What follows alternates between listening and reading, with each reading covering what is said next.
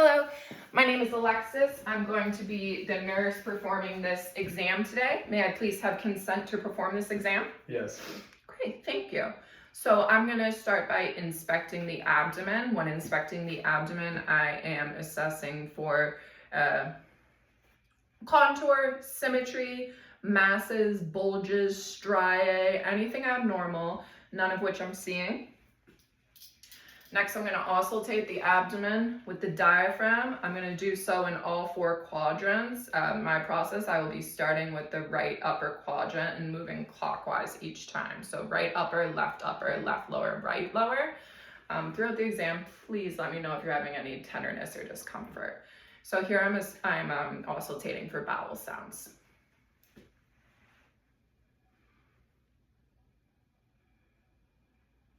And I'm going to move through this quicker than I normally would for the sake of the video. But we're also auscultating in all four quadrants, and there are normal active bowel sounds in all four quadrants. Next, I'm going to auscultate the arteries, and I'm auscultating for extra sounds like bruits. I'm going to start at the aortic artery, so that's slightly to the left of the midline, above the umbilicus. Next, I'll listen for renal arteries to each side of the midline, still above the umbilicus. Bilaterally. Iliac arteries to either side of the midline below the umbilicus, bilaterally. And finally, femoral at the leg creases, again, bilaterally. And there are no sounds of bruit.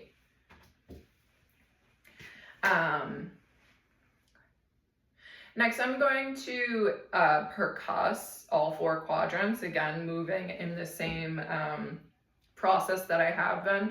When I'm percussing, I'm listening for a tympany, which could indicate like a fluid-filled space, an air-filled space, and dullness, which could indicate like masses, for example, like liver or spleen. So again, percussing all four quadrants. Assessing for sounds of tympany and dullness. I can move the patient to sides and again percuss and listen for any shifting sounds of dullness. Next, I'm going to be percussing the liver. I'm going to start at the right midclavicular line in the right lower quadrant in an area of tympany, and I'm going to percuss upwards until I hear dullness. About here. I'm going to do so moving downward from the nipple. Again, listening for dullness. Okay. So we have the liver about here. Typically should be 6 to 12 centimeters at the midclavicular line. Let's see. Next, I'm going to palpate. I'm going to start by lightly palpating in all four quadrants. Again, moving in the same process. And again, please let me know if any tenderness.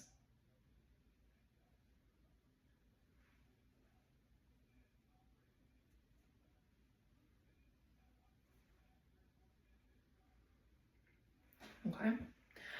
I'm going to do so again, but this time I'm going to be palpating more deeply. I'm looking for like masses or organomegaly. Take a big deep breath for me.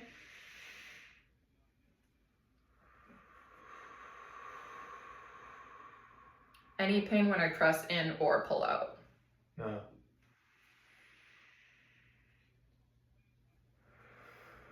Okay. Great, thank you. Next, I'm going to attempt to palpate the spleen. So I'm going to put my hand over under the left rib cage. I'm going to lift up slightly, bringing it towards me. Right hand under the rib cage, and I'm palpating for spleen. I don't feel the spleen, which is a normal finding. You can only palpate the spleen in about 5% of the population.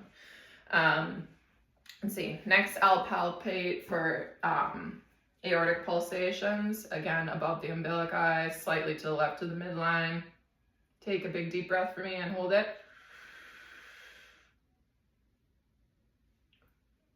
Okay. And I'm gonna bimanually, I know it's hard to see, but I'm bimanually measuring for the size of this.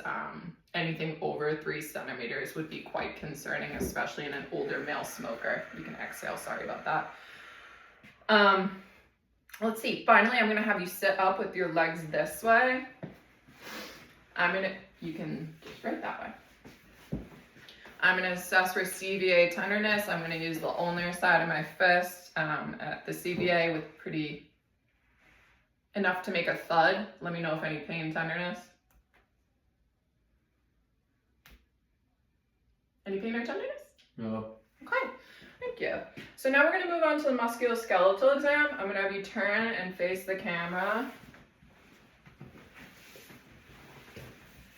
Of note, through the musculoskeletal exam, for each portion that I go through, I am inspecting and palpating thoroughly first.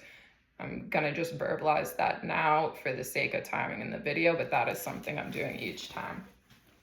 I am gonna fully be assessing range of motion and strength testing for each place. So we're gonna start with the neck. I'm gonna basically just have the patient follow along with me while I flex and extend my neck. And I'm gonna jump in with strength tests and ask him to resist me. Resist, resist. Now I'm gonna have you rotate your neck from side to side. Resist, resist. And now I'm gonna have you lateral bend, so ears to each shoulder as much as you can. Resist, and resist. Okay. Next, we are going to move on to the shoulders. I'm gonna have the patient follow me for flexion. Okay. And back down. And resist me for flexion. Go up for flexion and resist me. Yep. Thank you. And then we're gonna go back for extension. So arms are gonna be behind the back as far as possible. And you're gonna resist me on each side. Okay, you can come forward. Then I'm gonna have him abduct his arms out to the side, and you're resisting me. And adduct, so back across your body for adduction, and we're resisting. Thank you. I'm gonna have you arms back to the side, and you're gonna rotate up like so. Push, resist. Okay, and I'm gonna have you rotate again, bringing your arms behind your back and touching to each opposite shoulder. Okay, thank you. Next, we're gonna move to the elbow. I inspect, I palpate. We're gonna do range of motion, flexion, and extension. And you're gonna resist me and resist me. Okay. For supination and pronation, hands out in front of you and just flip the plate. Great, thank you. For the hips, I'm actually gonna have you lay back down so we can assess your hips. I, of course, am inspecting, palpating, and now we're gonna move through range of motion. I'm gonna place my hand underneath his lower back. I'm gonna ask you to bring your right knee up to your chest as much as possible. Okay. Resist me, and resist me. Okay. Next leg. Resist me, resist me. Thank you. Next leg. So now I'm gonna hold this hip, I'm gonna take hold of this ankle, I'm gonna ask you to let me move your legs through these motions. Okay. So we have, again, flexion and extension, abduction, adduction. Bend your knee for me, please. And we're gonna be internally and externally rotating. Thank you. Again, doing so for each side. I'm gonna have you sit back up, please, so we can have your legs facing the camera. I'm gonna have you flex and extend your knees. So all the way in and all the way up, thank you. And resist me. Other way, resist me. Thank you. We're gonna move down to the feet. So ankles. Ankles, I'm gonna have you flex and extend. Gas pedal. And with the heel. And then I'm gonna have you rotate your ankles in and out as well. Very good. So I think we skipped over the wrist and hands, so I'm gonna move back slightly. I would typically do that in order, but if you can place your hands in front of you. I'm gonna have you flex and extend your hands up and down. Resist. Okay. And then I'm gonna have you rotate. Great. I'm gonna have you put your hands straight up like this for me. Squeeze your fingers together. Okay. And apart. Together. Apart. Squeeze my hands. Apart. I'm gonna have you abduct and adduct your fingers, so together, apart. Great. I'm gonna have you bring your thumb here on each side. Okay. And touch each finger. Great. And that's it for the musculoskeletal exam. So again, reiterating, we're inspecting, palpating, testing range of motion as well as strength. Next, I am going to assess cognitive function. I'm going to do so by asking the patient to count back from 100 serially in sevens. So starting from 100, 100 minus 7 is? 93. And then again, please. And then 86. Keep going. And then 79. Okay. And then 72. That's good enough. Thank you. Next, I will assess higher intelligence. I'll do so by asking a more abstract question. So I will choose to ask the patient, what are the similarities between a cat and a bunny? Both mammals have fur. Great. That's great. Thank you. Next, I'm going to go through and assess the cranial nerves. I'm going to list them 1 through 12 and then do the corresponding exams. So cranial nerve 1 is the olfactory nerve. I would assess this by having the patient close their eyes, smell a non-irritating scent such as vanilla or coffee. This can be deferred for this exam. Next, we have the optic exam. So that's optic nerve. Olfactory is optic nerve number 1. I'm sorry. Olfactory is cranial nerve number 1. Optic is cranial nerve number 2. And I'm going to assess optic. I can present the patient with a Snellen chart to assess visual acuity. For right now, I'm going to perform the finger wiggle test. So I'm going to have the patient stare directly at me and let me know which finger you can see moving. Top hand. Bottom fingers. Left fingers. Right. Top. Bottom fingers. Top fingers. Thank you. Cranial nerve number 3 is the oculomotor nerve. I am going to get a light and I am going to assess each eye. I'm going to have you cover this eye. Thank you. Lights on. Lift that eye. Cover the other eye.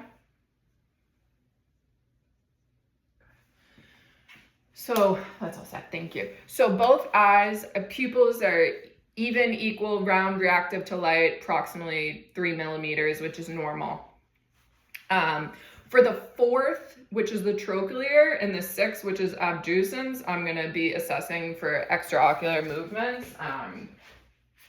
Going to do so using an H motion with my fingers. So I'm just going to have the patient face me directly. They're going to follow my finger with their gaze.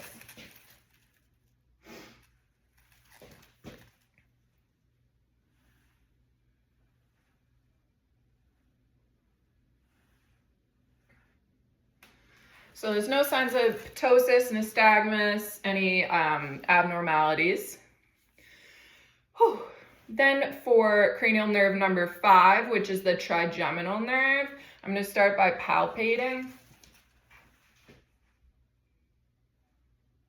Clench your jaw for me, please. And move your jaw from side to side. Okay. Thank you. I am going to assess sensation in the three portions. So ophthalmic, maxillary, and mandibular. I'm gonna have you shut your eyes, please. I have a broken Q-tip. You're gonna let me know when you feel soft versus hard versus sharp. Soft. Soft. Sharp. Sharp. Soft. Soft. Sharp. Okay, thank you. Next, for number 7, which is the facial nerve, I'm going to be inspecting the patient's face for symmetry. I'm going to ask you to smile, frown, puff out your cheeks. Thank you. Everything looks symmetrical. Cranial nerve number 8 is acoustic or vestibular cochlear. I'm going to have you cover one ear for me, please. I'm going to whisper a number. Tell me what you hear. 8. Switch ears, please. 7. Correct. Thank you. Number 9 is glossopharyngeal and number 10 is vagus. I'm going to assess these nerves by asking the patient to open their mouth and say, ah. Okay. Thank you. I'm looking to see that the uvula is midline. I'm looking to see that the palate rises symmetrically. Number 11 is the accessory muscles of the shoulder. Shrug your shoulders up for me, please. Accessory muscles of the spine. And then resist me, please. Thank you. Finally, we have cranial nerve number 12, which is hypoglossal. I'm going to have the patient look at me and stick out your tongue, please. Great. And I'm looking to see that the tongue is midline, which it is. Okay. Let's see. Next, we will move on to reflexes. Where's my reflex hammer? Where did my reflex hammer go? Oh, here it is. My reflex hammer. Let's see. We are going to start with the biceps. I'm going to have you place both hands here. Stay as relaxed as possible for me. All right, so of course, again, everything's happening bilaterally for the purpose of this video and timing. I'm going to be doing one side, but I would always do bilaterally. And again, we are starting with the biceps. Okay, and I'm feeling for reflex responses. We have a 2+. Then I'm going to move to the triceps. Okay, doing so bilaterally. Brachioradialis. Okay. We're going to move to the patellar knee. I'm hesitant to move the camera and accidentally stop the video, so assessing for reflexes here. Great. And bilaterally. Great. I am going to carefully move the camera to move down here. Okay. So, right here. Next, I am going to assess the Achilles. So we have back of the ankle. I can't really see. Okay. And again. Okay. Finally, we're going to assess plantar. Can you lift your foot up for me for a little bit? So I have one hand holding the camera and one holding this. So my process would be a little bit better, but I'm going to use the handle and I'm going to go from the bottom, outside, curve in. I'm looking for that response where the toes, where there's plantar flexion. Hypothetically, if I were to see the Babinski, which could be the toes and spreading, that would be an abnormal finding. Additionally, in regards to clonus, any reaction with clonus would be 4+. Any reaction that I needed reinforcement to elicit, that would automatically be a 1+. Okay.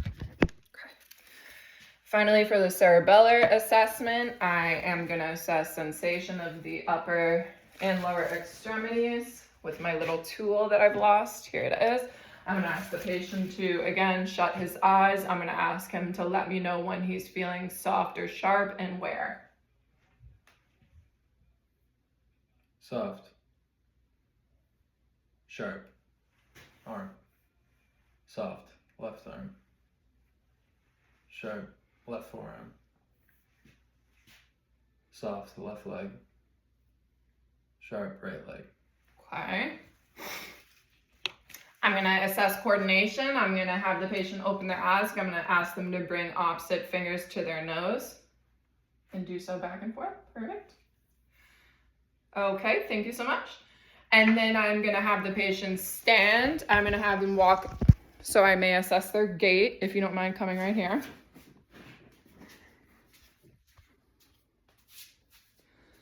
Okay, so you can just walk normal.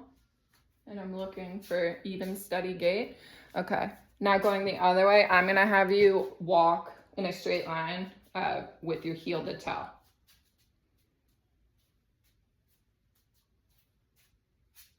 Great, thank you very much.